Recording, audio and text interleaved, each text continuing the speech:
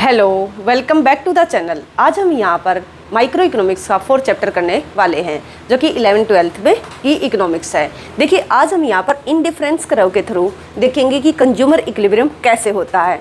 इससे पहले वाली जो वीडियो है उसमें आपने देखा कि जो हमारी ऑर्डिनल यूटिलिटी है, ऑर्डिनल यूटिलिटी एनालाइज है, उसके अकॉर्डिंग जो कंज्यूमर इक्विलिब्रियम है, जो उपभोक्ता संतुलन है, वो किस तरीके से है। तो आज हम देखते हैं यहाँ पर कार्डिनल यूटिलिटी के अकॉर्डिंग जो कंज्यूमर है वो किस तरीके से इक्विलिब्रियम में होगा। तो चलिए, आज जो हम ये चैप्टर करने वाले हैं, जो इंडिफरेंस कर्व हम करने वाले हैं, इस तरीके से जो हम यहाँ पर इंडिफरेंस कर्व करेंगे, इसके बाद आपको कभी भी इंडिफरेंस कर्व जो है पढ़ने की ज़रूरत नहीं पड़ेगी। तो देखिए क्या है आज की वीडियो में ऐसा कि जिसको आपको बार बार ना तो देखने की ज़रूरत पड़ेगी और ना ही पढ़ने की ज़रूरत पड़ेगी। तो देखिए, स्टार्ट करते हैं। इस चैप्टर में हम क्या क्या कवर करने वाले हैं।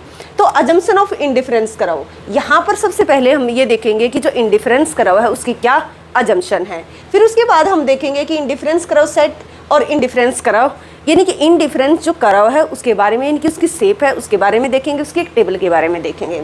उसके बाद है कि इसकी प्रॉपर्टीज़ क्या हैं, क्या इसकी प्रॉपर्टीज़ रही हैं। फिर हम देखेंगे कंज्यूमर्स बजट, यानी कि बजट लाइन के बारे में हम देखेंगे। फिर लास्ट में हम देखेंगे कंज्यूमर इक्विलिब्रियम के। लेकिन चैप्टर देखिए क्या है कि स्टार्टिंग में क्या लिखा हुआ उन्होंने, कंज्यूमर इक्विलिब्रियम, उपभोक्ता संतुलन। तो आपको पता कि जो उपभोक्ता है उसका संतुलन किस तरीके से होगा।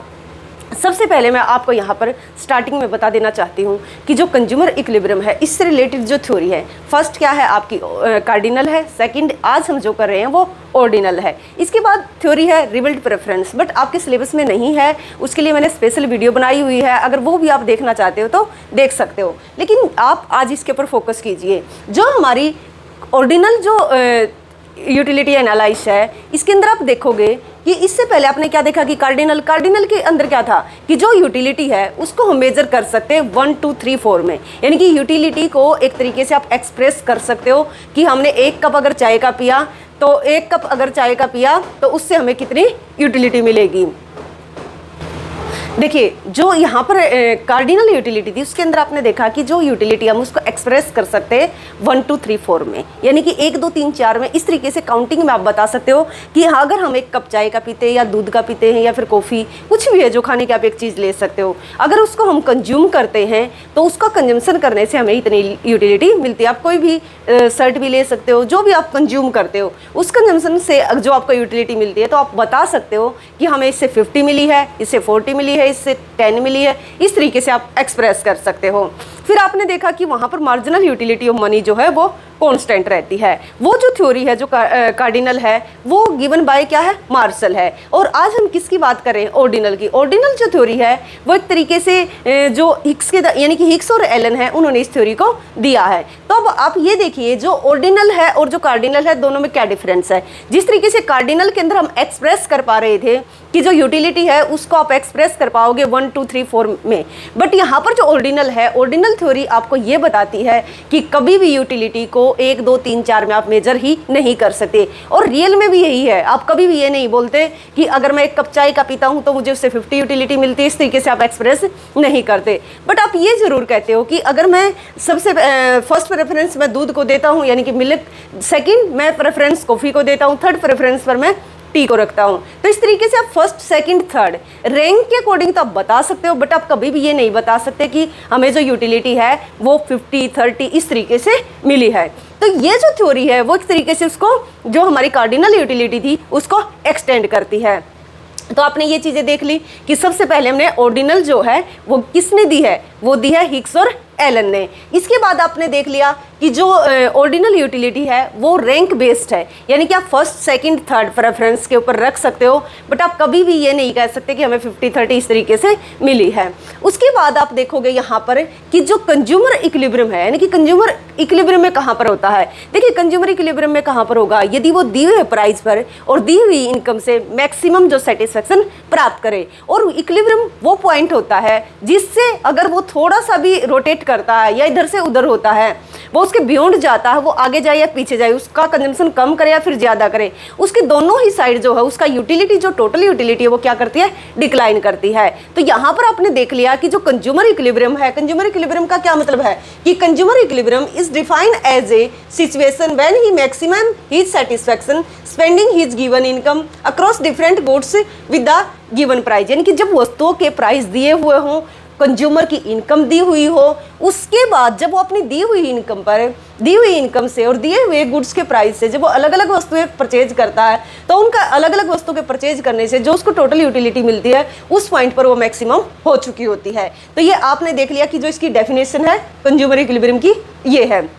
अब देखिए जो मेन मुद्दा है वो है कि हमारा इंडिफरेंस कर्व के बारे में जानना। तो आपने क्या क्या सीख लिया यहाँ से, अभी आपने सीख लिया कि कार्डिनल यूटिलिटी को हम एक्सप्रेस करते हैं 1 2 3 4 में, जो कि मार्शल ने दी है। इसके बाद आपने सीख लिया कि जो ऑर्डिनल यूटिलिटी है वो दी है हिग्स और एलन ने। यहाँ पर जो यूटिलिटी है उसको हम एक्सप्रेस करते हैं किसमें, यानी कि प्रेफरेंस के आधार पर, कि हम फर्स्ट प्रेफरेंस पर ये रखते हैं, सेकंड पर ये, थर्ड पर ये, इस तरीके से प्रेफरेंस बेस्ड है। उसके बाद आपने देख लिया कि कंज्यूमर इक्विलिब्रियम कहाँ पर होता है, एक ऐसा पॉइंट होता है, एक ऐसी सिचुएशन होती है कि अगर इसके बियॉन्ड आप कहीं पर भी जाते हो तो आपकी जो यूटिलिटी है वो क्या हो जाएगी, डिक्लाइन करेगी। तो इस पॉइंट से जो है कंज्यूमर वो ना तो आगे जाना चाहता और ना ही पीछे जाना चाहता। तो ये होती है कंज्यूमर इक्विलिब्रियम की सिचुएशन। अब हम बात करते हैं इंडिफरेंस कर्व के ऊपर, जिसको हम हिंदी में उदासीनता वक्र भी बोलते हैं। जो इंडिफरेंस कर्व है वो एक तरीके से क्या होता है, चूड़ीदार नहीं बोलते आप, सर्कल के टाइप का होता है। तो यहाँ से कंज्यूमर ने क्या करना होता है कि अपना वो हिस्सा वो चूज करेगा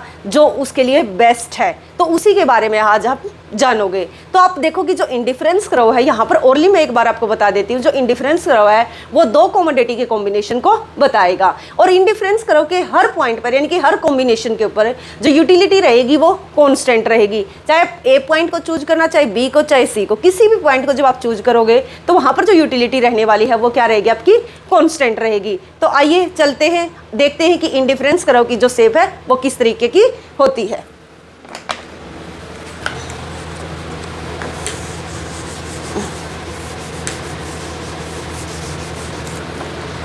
देखिए इसकी शेप देखने से पहले आप एक बार ये देख लीजिए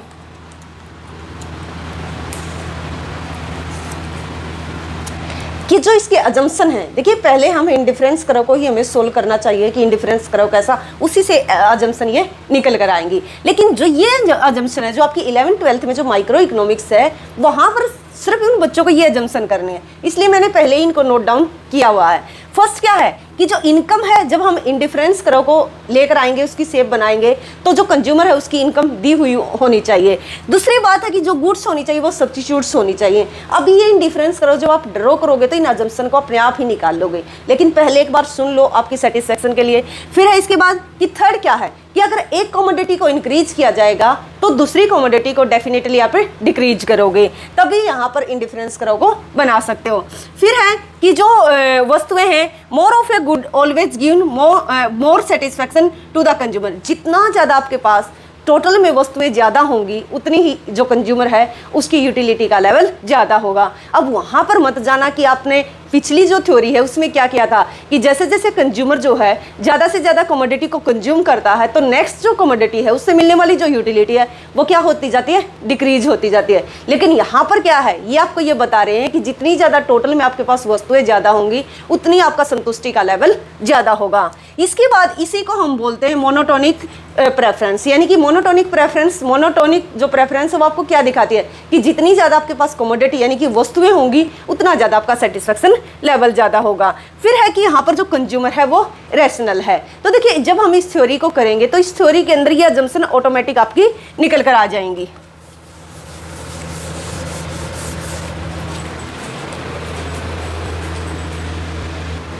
देखिए जो यूटिलिटी होती है ना, यूटिलिटी जो डिपेंड करती है, जो यूटिलिटी होती है वो एक डिपेंड करती है सब्जेक्ट के ऊपर, सेकंड डिपेंड करती है ऑब्जेक्ट के ऊपर और थर्ड डिपेंड करती है नंबर ऑफ ऑब्जेक्ट के ऊपर।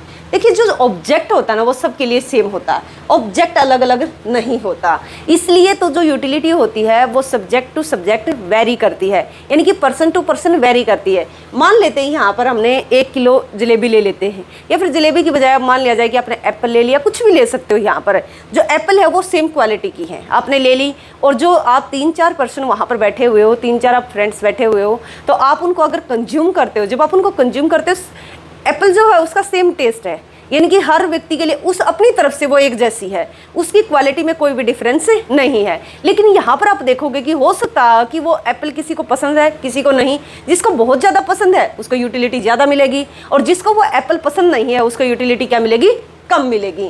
तो ये रहेगा यहाँ पर। तो इसलिए यहाँ पर ऑब्जेक्ट को तो हम छोड़ ही देते हैं। दूसरी बात क्या है कि यूटिलिटी किसके ऊपर डिपेंड करेगी, सब्जेक्ट के ऊपर डिपेंड करेगी। और थर्ड क्या है कि नंबर ऑफ ऑब्जेक्ट, यानी कि कितनी मात्रा में आप उन चीज़ों को कंज्यूम कर रहे हो, इन चीज़ों के ऊपर डिपेंड करेगी। तो अब देख लीजिए कि इंडिफरेंस करो की जो शेप होती है, इंडिफरेंस करो की शेप होती है राउंड शेप, यानी कि इस तरीके का हमारा इंडिफरेंस करो होता है। ये जो इंडिफरेंस करो होता है, इसी में से हमें इंडिफरेंस करो को निकालना कि एक्चुअल इंडिफरेंस करो क्या होता है। इसको हम क्या करेंगे, इसको हम 4 पार्ट में डिवाइड कर लेंगे। अभी मैं आपको ये बताऊंगी कि इसको हमने 4 पार्ट में डिवाइड क्यों किया है। हमने इसको 4 पार्ट में इस तरीके से डिवाइड कर लिया। अब देखिए, जो कोई भी आप कमोडिटी ले लीजिए, कोई भी कमोडिटी है वो एक लेवल तक क्या होती है, गुड होती है। उसके बाद क्या हो जाती है, ऑटोमेटिक वो बैड में कन्वर्ट हो जाती है। बैड का ये मतलब बिल्कुल नहीं है कि मतलब वो ख़राब हो जाएगी, ख़राब नहीं होती। इसका मतलब क्या होता है, आप एक सिंपल बात सुनते हो ना कि अति हर चीज़ की बुरी होती है। तो उसी प्रकार से जब आपके पास बहुत ज़्यादा एक तरीके से आप कंज्यूम करोगे तो एक लेवल के बाद जो है आपका सेटिस्फेक्शन का लेवल क्या हो जाएगा, गिर जाएगा। यानी कि आपके लिए वो चीज़ जो आपके लिए सही थी वो सही की जगह क्या हो जाएगी, गलत हो जाएगी। गलत का मतलब है पहले वो बहुत अच्छी लगती थी, उसके बाद भी अगर आप उसको कंज्यूम करते रहोगे तो बैड में कन्वर्ट हो जाएगी। जैसे कि हमने यहाँ पर एग्जांपल लिया है कि यहाँ ओ एक्सिस पर हम ले लेते हैं जलेबी को और ओ वाई एक्स पर हम ले लेते हैं रबड़ी को, यानी कि रबड़ी। अब क्या है, मान लिया जाए कि आप किसी भी शादी में जाते हो और आप मिठाई के बहुत ज़्यादा शौकीन हो। अब शौकीन हो या नहीं हो, जाते हो तो सिंपल आप कोई भी मिठाई है जब कंज्यूम करते हो तो आप देखिए कि जो रबड़ी है और सेकंड क्या है, जलेबी है, दोनों ही क्या है, मीठे का काम करती हैं, यानी कि मिठाई है दोनों की दोनों। अब आप ये नहीं कह सकते कि ये जो रबड़ी है वो ख़राब और जलेबी अच्छी है, इस तरीके से तो आप इनको डिफाइन कर ही नहीं सकते। हम क्वालिटी, अच्छी क्वालिटी की यहाँ पर बात करें कि क्वालिटी सही है, तो यहाँ पर इनको आप ये नहीं कह सकते कि ये बुरी है ये अच्छी है, यानी कि ये बैड है और ये गुड है। इस तरीके से आप इनको डिफाइन नहीं कर सकते। ये डिपेंड करता है जब आप इसको कंज्यूम करोगे, क्योंकि जब कंज्यूमर कंजम्पशन करता है तो एक लेवल तक जब वो कंज्यूम करता जाए, आप अगर मान लिया जाए कि जो जलेबी है उसको एक लिमिट से ज़्यादा अगर कंज्यूम करते हो तो क्या होगा, वो भी आपके लिए हानिकारक हो जाएगी। उसी प्रकार से अगर आप रबड़ी जो है उसका ज़्यादा कंजम्पशन करोगे तो एक लेवल के बाद क्या है, वो भी खराब हो जाएगी, यानी कि आपके लिए हानिकारक होगी।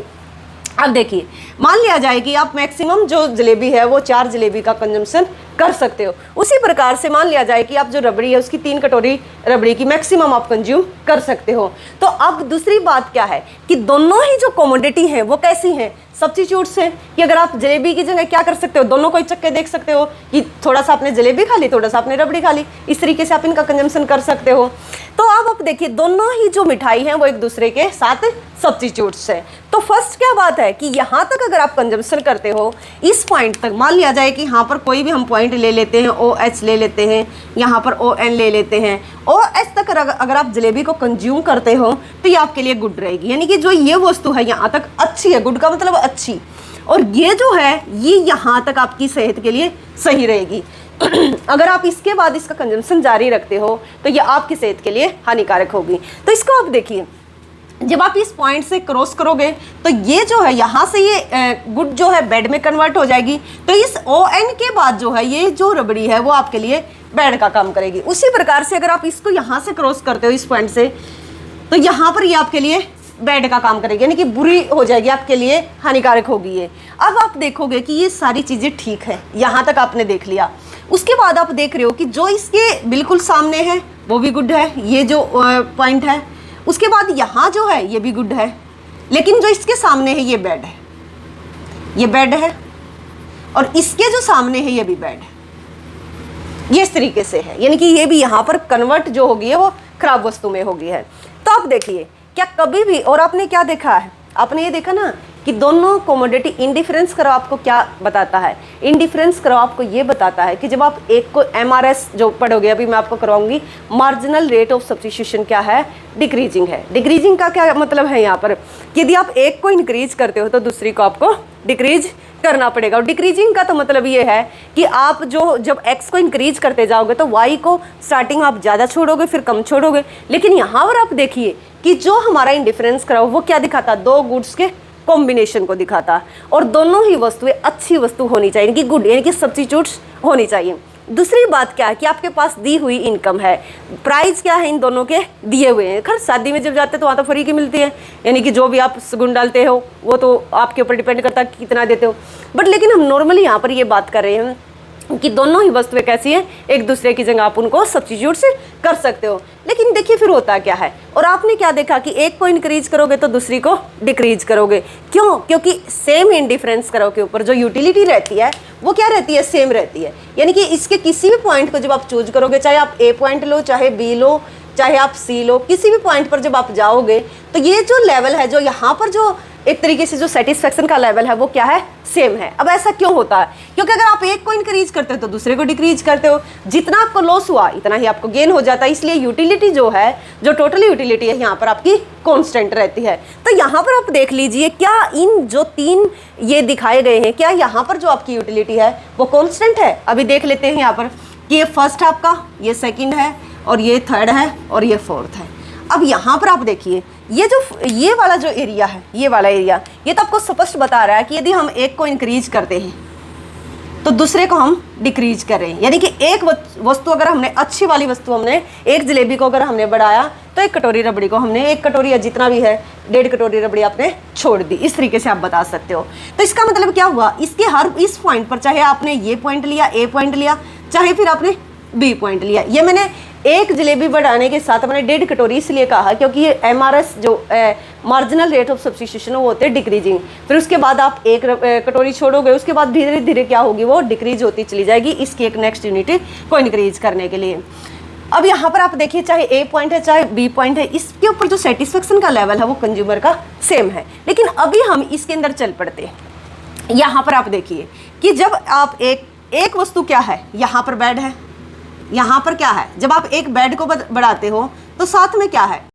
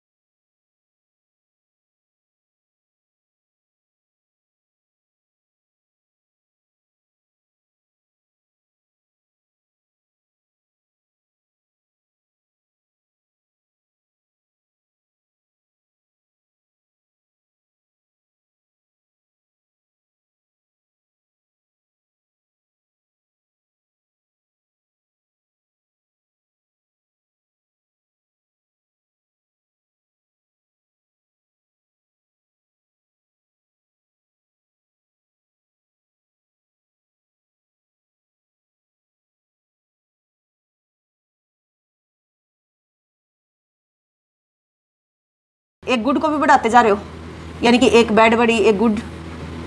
तो इसका मतलब क्या हुआ, यहाँ पर भी क्या है, आपका जो सेटिस्फेक्शन का लेवल है वो क्या है, सेम है। क्योंकि जैसे ही आपने एक वस्तु तो ये बढ़ी, साथ में क्या हुआ कि मान लिया जाए कि आपको एक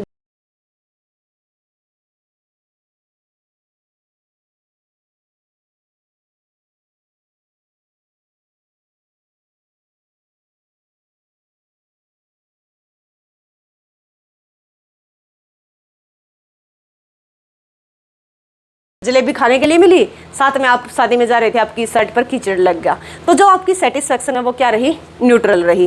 बट क्या है यहाँ पर दोनों ही वस्तु, क्या एक बैड है और एक गुड है, तो यहाँ पर आप इन वस्तुओं को सब्स्टिट्यूट से नहीं कर सकते। उसके बाद आप इसके अंदर देखिए, इसके अंदर क्या है कि जो एक आप इस इधर भी क्या आपकी बेड है और इधर भी बेड है, तो आप बेड को एक बेड को अगर इंक्रीज करोगे तो दूसरी बेड को आप डिक्रीज करोगे। ये आपको इस तरीके से दिखा रहा है कि अगर हम एक बेड है जो उसको अगर हम इंक्रीज करते हैं तो दूसरी को हम डिक्रीज करते हैं। बस ये कैसा कॉन्वेक्स टू द ओरिजिन है, इधर भी बेड है इधर भी बेड है, तो यहाँ पर भी जो आपका जो कंज्यूमर है वो रैशनल नहीं हो सकता, और ना ही यहाँ पर जो है कंज्यूमर वो रैशनल हो सकता। कुल मिलाकर क्या है कि जो रैशनल पर्सन होगा वो कभी भी बेड वाले एरिया को चूज नहीं करेगा। आप ये खुद देख सकते हो, क्या कभी आप ऐसा करते हो कि जो बैड गुड्स है उसको आप कंज्यूम करते हो, नहीं ना, तो आप एक लिमिट तक ही कंजम्पशन करते हो। तो इसलिए जो हमारा इंडिफरेंस करो है, वो जो इंडिफरेंस करो सिर्फ हम इस इंडिफरेंस करो के ऊपर ही काम करते हैं। बाकी जो इंडिफरेंस करो है उसको इसीलिए नहीं लेते क्योंकि एक लिमिट के बाद जो है, जो एक लिमिट है उसके बाद क्या हो जाता है, आपका सेटिस्फेक्शन का लेवल गिर जाता है, यानी कि जितनी भी कंडीशन थी वो फुलफिल नहीं हो पाती। अभी एक पॉइंट और बताना बाकी है। यहाँ से हमने देखा कि ये इस तरीके का है और फिर हमने इसके 4 पार्ट किए, इस तरीके से हमने इसको 4 पार्ट में डिवाइड किया। तब तक ये इंडिफरेंस करो यहाँ से यहाँ तक आप जाते रहोगे। आप बोलते ना कि जितना हायर इंडिफरेंस करोगा उतनी यूटिलिटी ज़्यादा होगी। तो ये वो पॉइंट आ जाएगा, मान लिया जाए कि ए पॉइंट हमने लिखा तो ये ब्लिस पॉइंट होगा, यानी कि मैक्सिमम सेटिस्फेक्शन का पॉइंट है। तभी तो इसके बाद जो है आप कंज्यूम नहीं करना चाहोगे। तो द पॉइंट ए, वो करें कि जो ए पॉइंट है is known as bliss point that is maximum happiness because after this point both good become bad, यानी कि इस पॉइंट के बाद दोनों ही वस्तुएं बैड में कन्वर्ट हो जाती हैं। A consumer can attain maximum utility, यानी कि इस पॉइंट पर जो कंज्यूमर है उसने जो मैक्सिमम यूटिलिटी है वो प्राप्त कर ली है।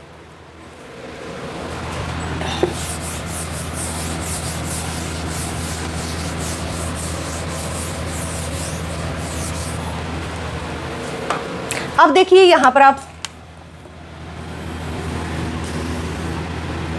ओ एक्स पर आपने क्या लिया, जलेबी को लिया, और यहाँ पर आपने रबड़ी को लिया, और आपने देख लिया कि हमारा इंडिफरेंस कराओ ये है।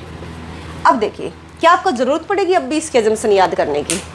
कोई भी कंज्यूमर है वो ऐसा कब करेगा, यानी यहाँ पर भी आपका गुड लेवल हो और ये भी कब करेगा वो, जब वो रैशनल होगा। तो इसका मतलब क्या, सबसे पहले कहाँ से स्टार्टिंग होती है कि कंज्यूमर कैसा होना चाहिए, रैशनल होना चाहिए, समझदार होना चाहिए, उसको ये पता होना चाहिए कि मैंने इसका कंजम्पशन कितना करना है और इस कमोडिटी का कंजम्पशन कितना करना। तो फर्स्ट बात ये हुई कि जो कंज्यूमर है वो रैशनल होगा। सेकंड क्या है, दो वस्तुओं के कॉम्बिनेशन को दिखाएगा, यानी कि जो इंडिफरेंस करा हुआ दो गुड्स के कॉम्बिनेशन को दिखाएगा। और जो वस्तुएं हैं वो कैसी होंगी, सब्स्टिट्यूट्स होंगी, यानी कि जिनको हम एक दूसरे की जगह प्रतिस्थापित कर सकते हैं। इसकी जगह अगर ये नहीं मिलती तो यानी कि कुछ इसको इसकी जगह में इसका भी कंजम्पशन कर सकते हैं। उसके बाद देखिए कि नॉट टच एक्सिस, यानी कि ना तो ये वाई को टच करता है, ये आपकी वो जो प्रॉपर्टीज है ना वो भी यहीं से कवर हो जाती है कि ना तो ये वाई को टच करती है और ना ही एक्स को टच करती है। यदि वाई को टच कर लेगी तो इसका मतलब क्या, उस टाइम पर आप एक्स को जीरो करते हो,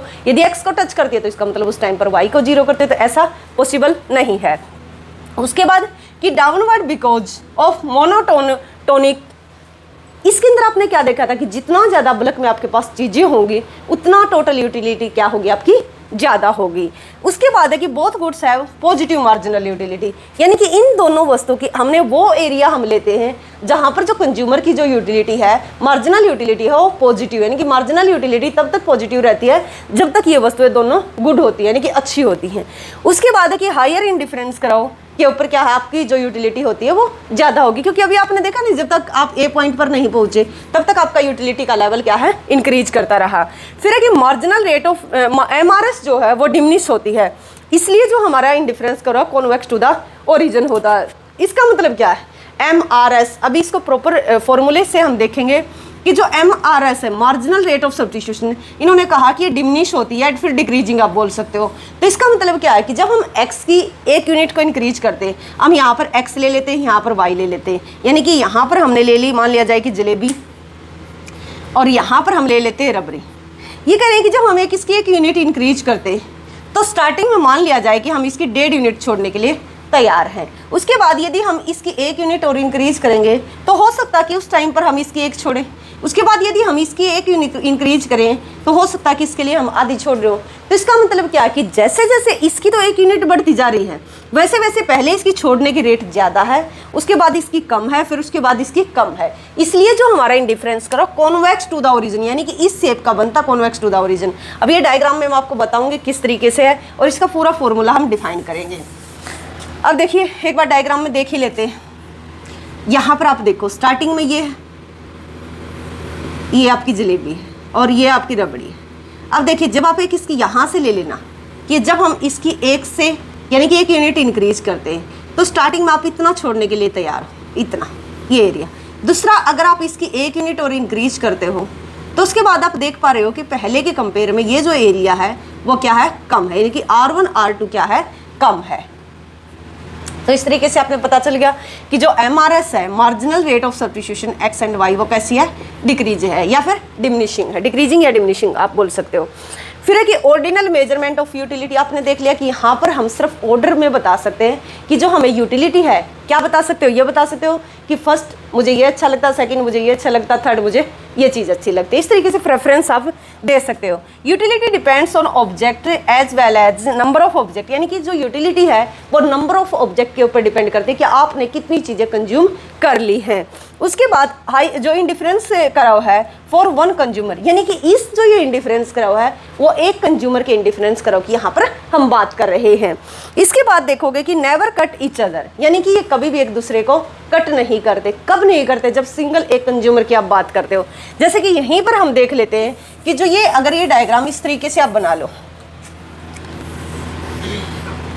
और ये आपने देख लिया कि एक इंडिफरेंस कराओ और दूसरा फिर आपने इस तरीके से बना लिया, ये इस तरीके से, तो देख रहे हो ना ये यहाँ पर भी कट करता है, यहाँ पर भी, तो ये कट क्यों नहीं कर सकते? एक कंज्यूमर के कट नहीं कर सकते, अगर दूसरा कंज्यूमर को आप दिखाते तो ये कट कर सकते हैं। एक कंज्यूमर के क्यों नहीं कर सकते? क्योंकि आपने देखा था कि एक इंडिफरेंस करा ऊपर जो यूटिलिटी रहती है वो सेम रहती है, यूटिलिटी जो है वो सेम रहती है। बट आप देखो यहाँ पर कि अगर आप इस कोई भी ए पॉइंट है, ये बी पॉइंट है, अगर आप इसके पीछे जाते हो तो ये नीचे वाला इंडिफरेंस करो हो जाएगा, ये ऊपर वाला हो जाएगा। तो इसका मतलब क्या कि इसके ऊपर यूटिलिटी ज़्यादा है इसके कंपेयर में, तो ऐसा पॉसिबल नहीं है सिंगल कंज्यूमर के साथ।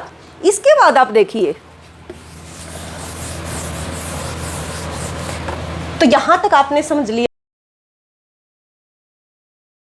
कि इसकी अजम्पशन क्या, ये जो मैंने लिखी हुई है इन्हीं से आपकी प्रॉपर्टी निकल कर आ जाएगी। तो एक बार आप MRS के बारे में देख लीजिए कि marginal rate of substitution, MRS XY, marginal rate of substitution X and Y, ये जो निकल कर आएगी, ये निकल कर आएगी कि change in Y divide by change in X, marginal utility of X divide by marginal utility of Y. तो इसकी एक बार डेफिनेशन देख लेते हैं। The rate of substitutes for indifference curve also known as MRS, यानी कि किस रेट से हम वाई कमोडिटी को एक्स कमोडिटी में चेंज करेंगे तो उसको जो दिखाती है वो दिखाती है marginal rate of substitution X. अगर यहाँ पर हमने एक्स वाई लिखा है, यानी कि अगर हम ऐसे लिखते हैं कि MRS XY, तो इसका मतलब क्या है कि वाई को आप कन्वर्ट कर रहे हो एक्स में, यानी कि वाई को छोड़कर आप एक्स का कंजम्पशन बढ़ा रहे हो, ये बताती है। तो इसका मतलब आपने देख लिया कि change in Y divide by change in X, यानी कि अगर आप एक्स को इंक्रीज करोगे तो वाई को आपको डिक्रीज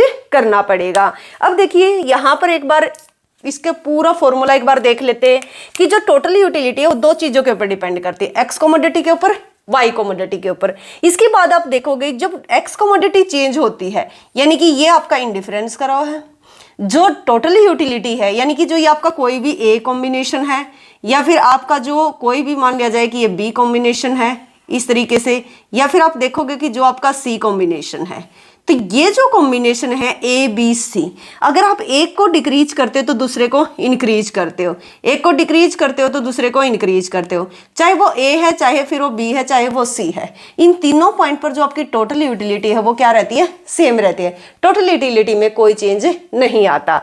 अब यहाँ पर आप देख लीजिए यूटिलिटी चेंज तो होती है, क्योंकि जब एक को इंक्रीज कर रहे हो दूसरी को डिक्रीज कर रहे हो, कि जो कमोडिटी आपके पास ज्यादा होती जाएगी क्वांटिटी में उसकी यूटिलिटी घटती जाएगी, जो कम होती जाएगी उसकी यूटिलिटी बढ़ती जाएगी, लेकिन ये न्यूट्रल हो जाएंगी। इसके बाद देखिए जब आपकी एक्स कमोडिटी एक्स से x1 गए, x2 गए, यहाँ पर आप y से y1 y2 पर गए, तो जो ये आपके y1 y2 जो हुआ x1 x2 जो हुआ, यानी कि जलेबी और रबड़ी की ले सकते हो या फिर x कमोडिटी मैंने यहाँ पर ले ली और यहाँ पर मैंने y कमोडिटी को ले लिया। अब देखिए जब x कमोडिटी में चेंज होता है, यानी कि x से x1 पर गए तो उसी टाइम पर y कमोडिटी में भी चेंज होता है, तो x कमोडिटी में जो चेंज होगा उससे y कमोडिटी यानी कि x और y दोनों में जब चेंज होता है तो टोटल यूटिलिटी कॉन्स्टेंट रहती है। अब देखिए जब एक्स कमोडिटी चेंज होती है तो जो एक्स कमोडिटी से मिलने वाली यूटिलिटी है वो भी क्या हो जाएगी, चेंज हो जाएगी। इसलिए ये एक्स वस्तु है, ये उससे मिलने वाली मार्जिनल यूटिलिटी है, यानी कि एक्स्ट्रा जब आप एक चीज को इंक्रीज करते हो डिक्रीज करते हो तो उससे मिलने वाली यूटिलिटी को हम क्या बोलेंगे, मार्जिनल यूटिलिटी। इससे पहले वाली टॉपिक में आपने क्या किया था, ये आप पढ़ चुके कि टोटल यूटिलिटी क्या होती है, मार्जिनल यूटिलिटी क्या होती है। इसके बाद जब वाई कमोडिटी चेंज होगी तो इससे मिलने वाली जो यूटिलिटी है वो भी नेक्स्ट जो आपकी चेंज हुई यानी कि डिक्रीज हुई है, तो डिक्रीज होने से जो आपकी मार्जिनल यानी कि एक्स्ट्रा जो आपने डिक्रीज हुई यानी कि आप क्या है पहले इतना करते थे अब इतना, ये जो चेंज हुआ है इसके चेंज होने से जो आपकी यूटिलिटी होगी वो मार्जिनल यूटिलिटी कहलाएगी। तो इसमें चेंज होने से ये आपकी यूटिलिटी में चेंज आ गया। अब जब हमारी टोटल यूटिलिटी पूरे इंडिफरेंस के ऊपर कांस्टेंट रहती है तो इसलिए हम यहाँ पर इसको 0 लिख लेते हैं। तो अब हमारा फॉर्मूला हो जाता है ये।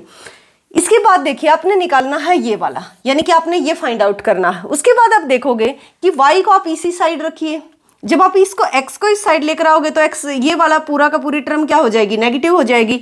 तो इसके बाद आप देखिए इसको आप क्या करोगे, इसको आप इस साइड ले जाओ, तो आपने चेंज इन y, ये चेंज इन y, इसको आप इस साइड ले जाओ, आप इसको इस साइड लेकर आओगे तो change in y divide by change in x equal to change in यानी कि utility divide by change in x, utility change और पाई कमोडिटी में चेंज।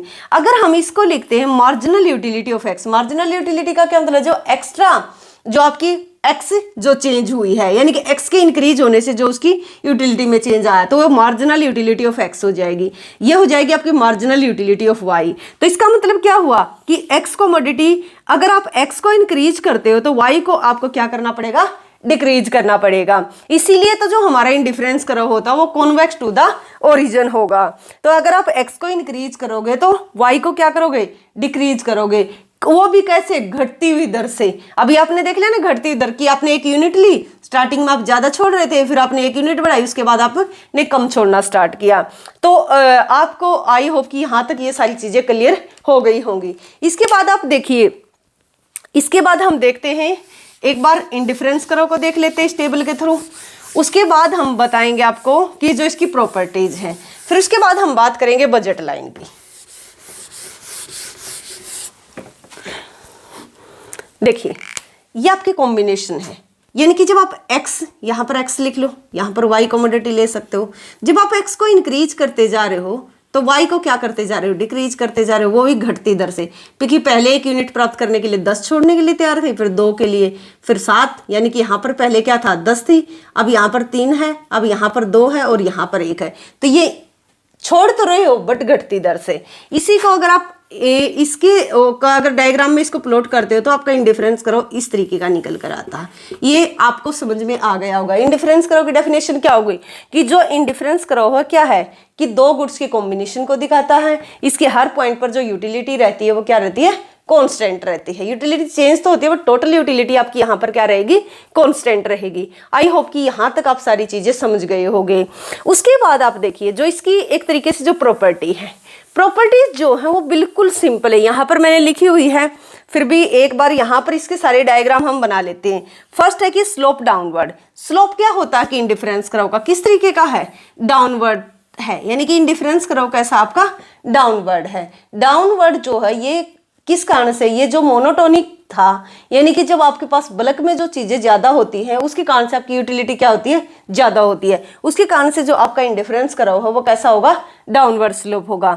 दूसरी बात क्या है, कॉन्वेक्स टू द ओरिजिन, यानी कि जो कॉन्वेक्स टू द ओरिजिन का क्या मतलब है, ये ओ एक्स की तरफ झुका हुआ होगा। ये जो ओ एक्स की तरफ झुका हुआ है इसका मतलब है ये किस कारण से, मार्जिनल रेट ऑफ सब्स्टिट्यूशन के कारण से कॉन्वेक्स टू द ओरिजिन है। कॉन्वेक्स एक होता है कॉनकेव, इस तरीके का। कॉनकेव का मतलब होता है कि अगर हम एक्स को इंक्रीज करते, पहले कम छोड़ रहे, फिर एक एक्स की यूनिट प्राप्त करने के लिए हम ज्यादा छोड़ने के लिए रेडी होंगे, लेकिन यहाँ पर इसका उल्टा है। तो ये कॉन्वेक्स टू द ओरिजिन है। तो आप बताओगे एक तो डायग्राम आपका ये हो जाएगा, सेकंड भी सेम ही रहेगा कि ये डाउनवर्ड स्लोप होता और ये कॉन्वेक्स टू द ओरिजिन होता। तो 2 डायग्राम में आपका कोई चेंज नहीं है। फिर higher indifference curve, so higher level of utility, यानी कि जितने आप ऊंचे इंडिफरेंस कर्व पर जाओगे तो उतना ही जो आपका सेटिस्फेक्शन का लेवल है वो बढ़ता चला जाएगा। यानी कि जितने आप हायर इंडिफरेंस कर्व पर जाओगे उतना यूटिलिटी का लेवल आपका इंक्रीज होगा। फिर उसके बाद है कि इंटरसेक्ट ईच अदर, यानी कि कभी भी जो इंडिफरेंस कर्व है वो एक दूसरे को कट नहीं कर सकते।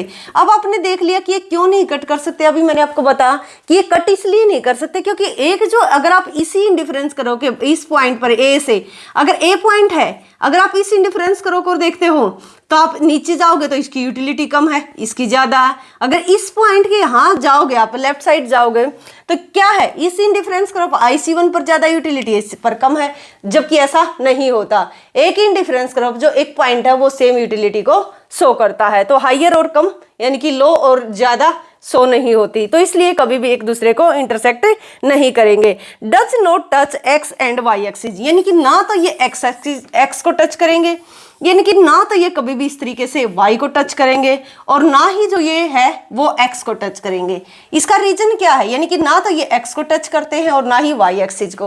रीजन यही है क्योंकि दोनों गुड्स कैसी हैं, सब्स्टिट्यूट्स गुड्स हैं, इसलिए ना सब्स्टिट्यूट्स का क्या अंदर परफेक्ट सब्स्टिट्यूट्स नहीं है कि रबड़ी अपनी जगह अच्छी है, जलेबी अपनी जगह अच्छी है, लेकिन इनको आप सब्स्टिट्यूट्स कर सकते हो, ऐसा बिल्कुल नहीं है कि उसको उसकी जगह प्रतिस्थापित कर दोगे। तो इसलिए अगर इसको ये y को टच कर लेता है तो इसका मतलब क्या कि उस टाइम पर वो क्या है, जलेबी को 0 कर देगा और सारी की सारी जो कंजम्पशन करेगा वो रबड़ी का करेगा, ऐसा पॉसिबल नहीं है। उसी प्रकार से x को करता तो इसका मतलब क्या कि जिस टाइम पर ये मैक्सिमम x इतना कंज्यूम करता तो उस टाइम पर y 0 करेगा, ऐसा नहीं कि दोनों चीज़ों को वो लेगा, ऐसा बोला गया है।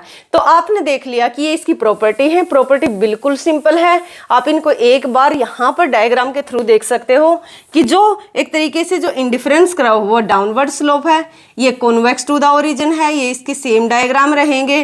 फिर उसके बाद आपने देखा कि जितना हायर इंडिफरेंस करा होगा उतना यूटिलिटी का लेवल ज़्यादा होगा। उसके बाद देखा कि जो इंडिफरेंस करा होगा कभी भी एक दूसरे को कट नहीं कर सकते और ना ही ये y एक्सिस को टच कर सकते और ना ही ये x एक्सिस को टच कर सकते। आई होप कि यहाँ तक आपको सारी चीज़ें क्लियर हो गई होंगी। इसके बाद हम देखते हैं बजट लाइन।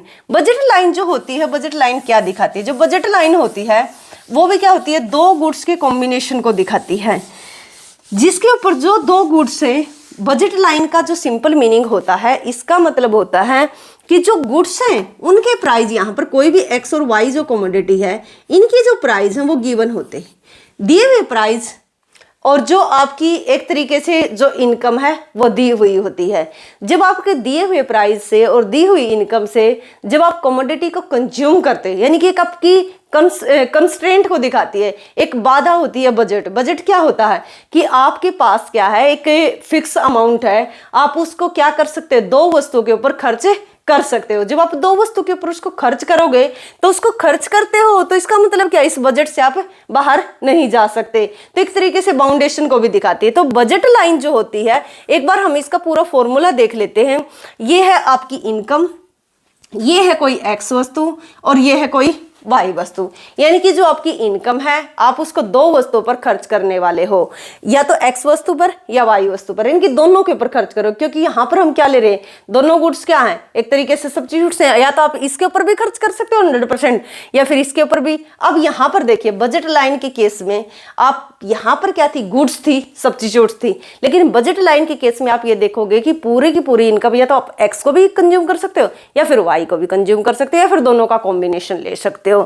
तो दो गुड्स के बीच में रिलेशन को दिखाती है। दूसरी बात देखिए, ये इनकम आपकी, ये दोनों, ये वस्तु के प्राइस हैं एक्स के, ये वाई कमोडिटी के प्राइस हैं, तो ये आपके प्राइस हैं दोनों वस्तुओं के, यानी कि टोटल खर्चा है एक तरीके से, आपका टोटल एक्सपेंडिचर ये है, ये टोटल एक्सपेंडिचर है, ये आपकी टोटल इनकम है, यानी कि टोटल रेवेन्यू आपके पास ये है, टोटल आय आपके पास ये है। तो ये देखिए, जब जितनी आपके पास इनकम होती है, या तो आपका ये खर्चा कम होगा, यानी कि मान लिया जाए कि आपके पास 100 रुपये, या तो आप 100 से कम खर्च करोगे या फिर 100 के बराबर खर्च करोगे। तो इसलिए जो एरो है वो आय की तरफ खुला हुआ है। तो इसका मतलब क्या है कि जो ये खर्चा है या तो इनकम से कम हो सकता है फिर, या इनकम के बराबर हो सकता है। कभी भी इसका एरो ऐसे नहीं होगा कि आपकी आय कम हो और खर्चा ज्यादा हो जाए। तो इसलिए हम बोलते हैं बजट कंस्ट्रेंट। जब ऐसा लगा होता तो उसको बजट कंस्ट्रेंट बोलते हैं, बजट बाधा। अगर उसके बाद आप देखोगे बजट लाइन तब होती है जब इसको हम इक्वली पुट कर देते हैं। अब इसको क्यों कर रहे हैं हम, बजट लाइन का यहाँ पर क्या काम है? बजट लाइन का ये काम है क्योंकि स्टार्टिंग में जो हाईलाइट की हुई चीजें हैं कि कंज्यूमर इक्विलिब्रियम। कंज्यूमर इक्विलिब्रियम कैसे दिखाओगे? उसकी आय से, उसकी संतुष्टि से, दोनों को मिलाकर ही तो आप कंज्यूमर इक्विलिब्रियम दिखाओगे कि इसकी दी हुई आय से, दिए हुए प्राइस से वो मैक्सिमम कितनी यूटिलिटी प्राप्त कर सकता। तो इसलिए यहाँ पर इंडिफरेंस करो भी चाहिए आपको, बजट लाइन भी चाहिए। तो यहाँ पर आप देखिए उसके बाद ये है कि मान लिया जाए कि हम इसको रखते हैं इसी साइड और हम क्या करें, अगर हम इसको इस साइड ले आएंगे, इस साइड, तो m में से ये माइनस हो जाएगा, यानी कि i में से आपने x वस्तु को घटा दिया। तो यहाँ पर आप y वस्तु को रखते हुए अगर आप क्या करोगे, फिर इसको इधर से डिवाइड कर दोगे। क्यों ऐसा कर रहे हैं, क्योंकि यहाँ पर हम स्लोप निकाल रहे हैं बजट लाइन का। हाँ, एक चीज मैं यहाँ पर भूल गई थी, जो MRS है, मार्जिनल रेट ऑफ सब्स्टिट्यूशन है, वो स्लोप है, ये स्लोप है इंडिफरेंस का होगा। अब देखिए m divide by P Y, px divide by P Y, तो ये स्लोप है। स्लोप का मतलब होता है चेंज, यानी कि चेंज को दिखाता। चेंज का मतलब क्या है कि इससे आपका जो इंडिफरेंस कराओ है, या सॉरी यहाँ पर बजट लाइन की बात करें, बजट लाइन आपकी स्टीप हो सकती है, फ्लैट हो सकती है, यानी कि वो स्टीप यानी कि खड़ी हुई हो सकती है, पड़ी हुई हो सकती है। तो इसको दिखाने के लिए हमें स्लोप चाहिए। स्लोप सिर्फ चेंज को दिखाता है। और जो ये है, ये आपका आउटर, आउटर का मतलब होता है शिफ्ट हो जाना। तो इकोनॉमिक्स के अंदर जो चीजें होती है, एक स्लोप होता है, एक आउटर होता है। जो आउटर होता है वो इकोनॉमी को शिफ्टिंग देते हैं, और जो स्लोप होता है वो स्टीपनेस और फ्लैटनेस को दिखाता है। तो आई होप कि यहाँ तक आपको समझ में आ गया होगा। तो यहां पर हम प्लॉट कर लेते हैं कि ये कोई बजट लाइन है, यहां पर x कमोडिटी ली गई है और OY पर y कमोडिटी ली गई है। अब देखिए ये आपकी बजट लाइन है AB आपकी बजट लाइन है। जो ये आपकी AB बजट लाइन है, ये आपको दिखाती है कि यदि आप मैक्सिमम x के ऊपर खर्च करते हो, सारी की सारा जो रुपया है यदि आप x के ऊपर खर्च करते हो, तो आप OB के बराबर x को कंज्यूम कर सकते हो, या सॉरी परचेज कर सकते हो। तो OB के बराबर आप क्या कर सकते हो, x कमोडिटी को परचेज कर सकते हो। यदि आप सारा का सारा खर्चा y पर खर्च करते हो, यानी कि जो भी इनकम है यदि वो सारी की सारी y पर खर्च करते हो, तो OA के बराबर आप क्या कर सकते हो, y कमोडिटी को ले सकते हो। उस टाइम पर क्या होगा, इस टाइम पर y 0 हो जाएगी और इस टाइम पर x क्या हो जाएगी, आपकी 0 हो जाएगी। अगर आप ऐसा नहीं करना चाहते तो इसके कॉम्बिनेशन ले सकते हो कि कुछ आप x का ले लो, कुछ आप y, यानी कि ये x ली है तो ये y है आपकी, ये x बढ़ा दी तो ये आपकी घटा दी। तो इस तरीके से क्यों एक इंक्रीज करते हो तो दूसरी डिक्रीज करनी पड़ेगी, क्योंकि आपके पास 100 ही रुपए हैं, यानी कि आपके पास इनकम जो है वो दी हुई है। तो इस तरीके से आपकी बजट लाइन ड्रॉ हो जाएगी। अब देखिए इसका क्या काम है यहाँ पर और इसका क्या काम है, अब इसको एक बार देख लेते हैं। अब देखिए यहाँ पर इसको ऐसे ही रखिए और इसको आगे जब हम लेकर चलते तो इस तरीके से पहले हम बात करते px divide by P Y, यानी कि ये इसका स्लोप है। और स्लोप कैसा है आपने देख लिया, डाउनवर्ड है, क्योंकि अगर आप एक को इंक्रीज करते हो तो दूसरे को आप डिक्रीज करोगे। अब यहां पर आगे देखिए आप, ये x वस्तु के प्राइस है, ये y वस्तु के प्राइस है। यदि यहां पर क्या है कि आपने ये देख लिया, ये आपकी बजट लाइन है, ये आपकी AB क्या है, बजट लाइन है। अगर इसका स्लोप इंक्रीज होने का क्या मतलब है, यदि प्राइस ऑफ x, अब यहां पर दो केस में हम देखेंगे, प्राइस ऑफ x अगर इंक्रीज हो जाए या फिर प्राइस ऑफ y डिक्रीज हो जाए, प्राइस ऑफ x इंक्रीज हो जाए या फिर प्राइस ऑफ x इंक्रीज हो जाए या फिर डिक्रीज हो जाए।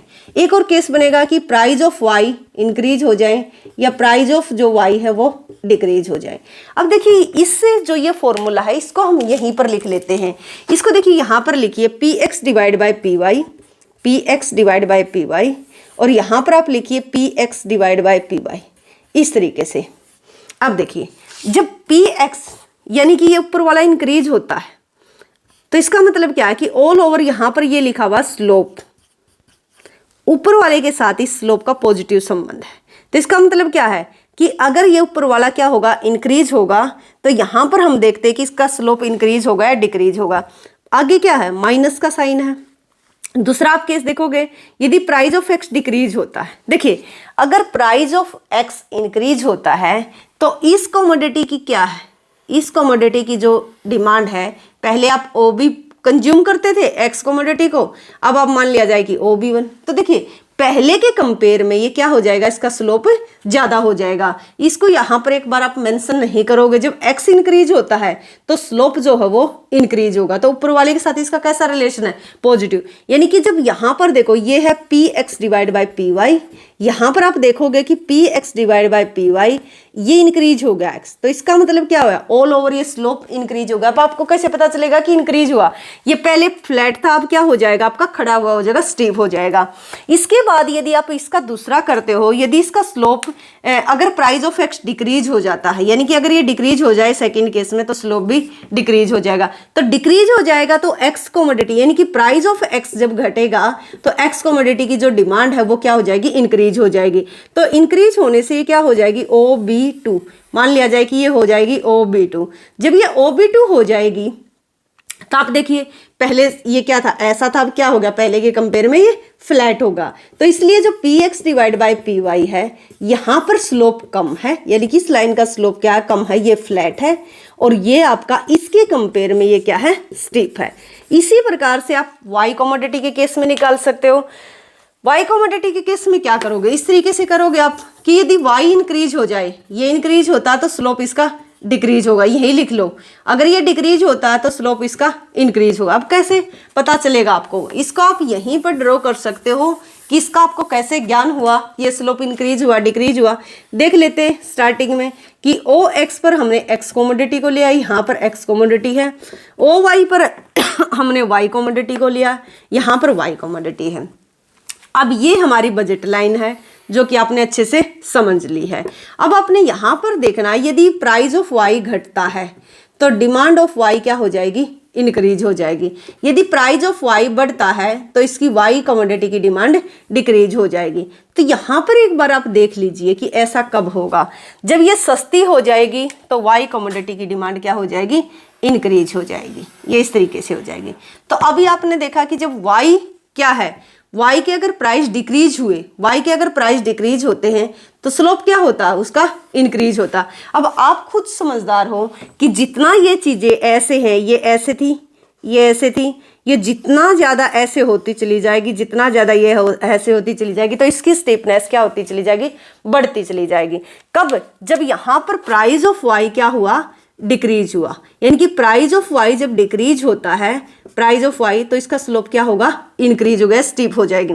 दूसरे केस में यदि प्राइस ऑफ Y इंक्रीज होता है तो पहले अब क्या था, अब आप पहले कितना खरीदते थे इसको, OA, सस्ती होने पर OA1 इतना आपने परचेज किया। अगर ये महंगी हो जाती है तो आप क्या करोगे, इसका कम डिमांड करोगे Y कमोडिटी की, तो अब कितनी करोगे, OA2। अब यहाँ पर आप देखिए price of X divide by price of Y।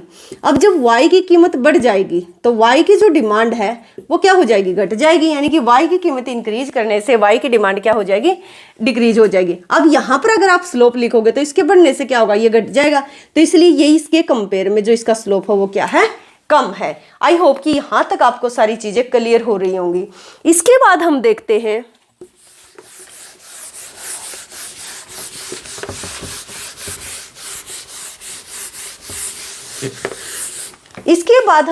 कि जो बजट लाइन है वो हमारी शिफ्ट कब करती है।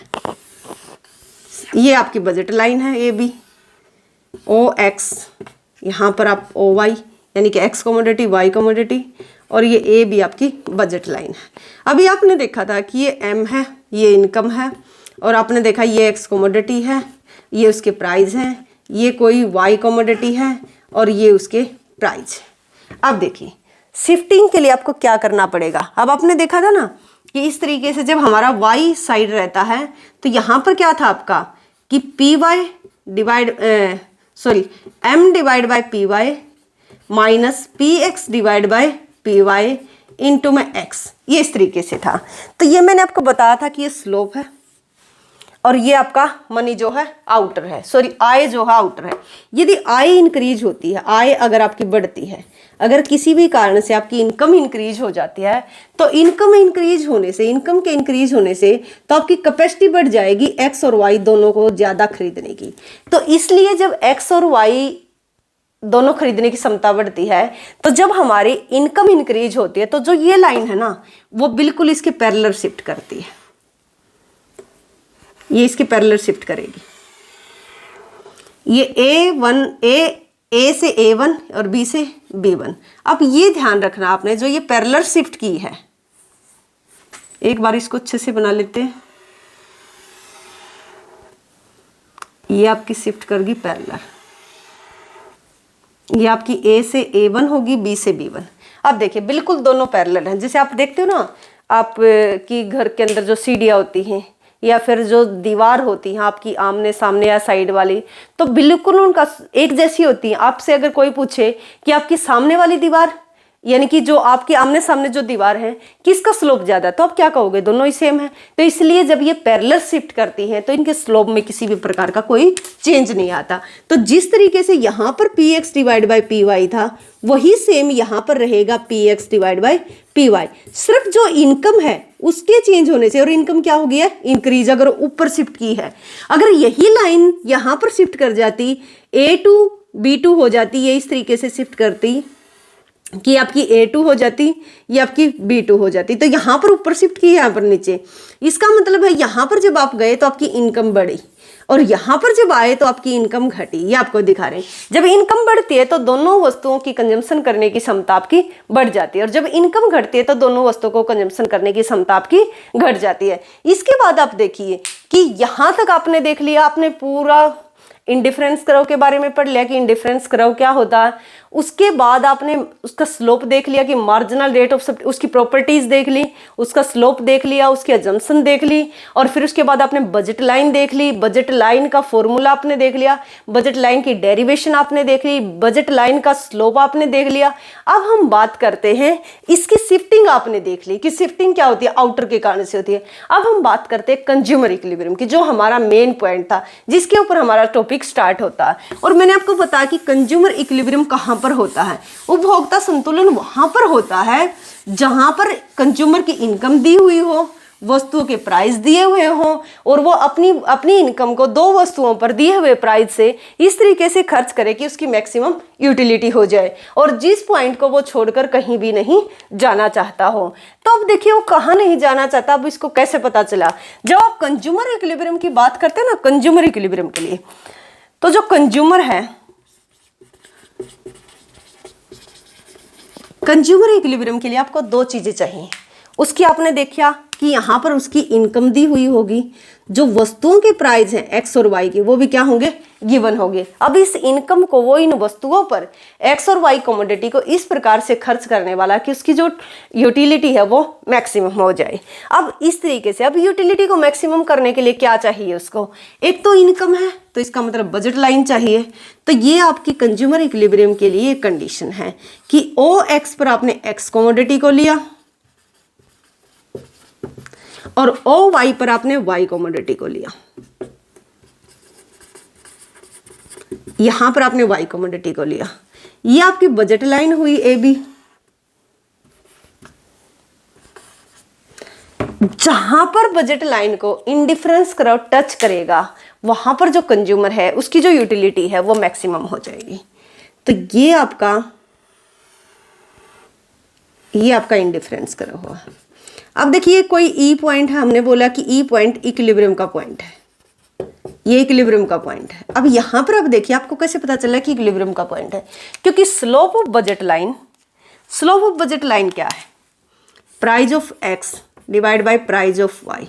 Slope of indifference curve, indifference curve का स्लोप क्या है कि M R S X Y, या फिर ये लिख सकते हो minus change in Y divide by change in X. इस तरीके से लिख सकते हो कि अगर आप x को इंक्रीज करोगे तो y को डिक्रीज करोगे। तो ये क्या हो जाएगा, एक तरीके से ये बजट लाइन का स्लोप है, ये इसको हम इंडिफरेंस कर्व का स्लोप बोलते हैं, फिर इसको इस तरीके से। तो ये ई पॉइंट आपको ये बताता है कि जहां पर आपकी बजट लाइन और इंडिफरेंस कर्व टच करते हैं वो कंज्यूमर के इक्विलिब्रियम का पॉइंट होता है, जहां पर उसकी संतुष्टि मैक्सिमम होती है।